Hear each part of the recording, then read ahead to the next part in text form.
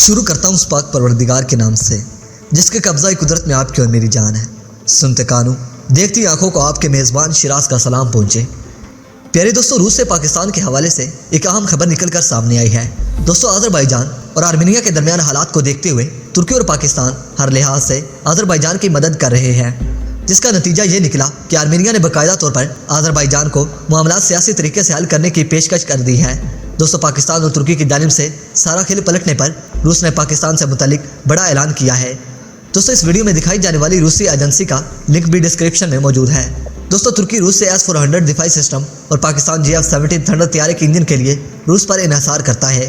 दोस्तों, अज़रबैजान के मामले में तुर्की और पाकिस्तान का अज़रबैजान का साथ देना रूस को शदीद नाखुशगवार गुजरा है।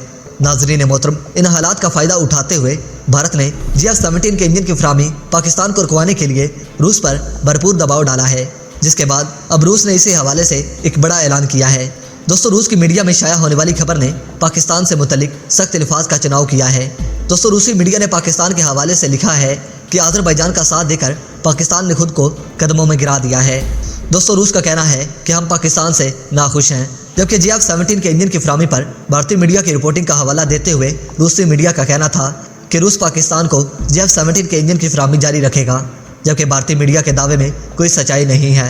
दोस्तों, इस बारे में आपकी क्या राय है? दोस्तों, आपने मुझे कमेंट सेक्शन में अपनी कीमती राय से ज़रूर आगाह करना है। दोस्तों, मैं आपके नाइस कमेंट का इंतज़ार करूंगा।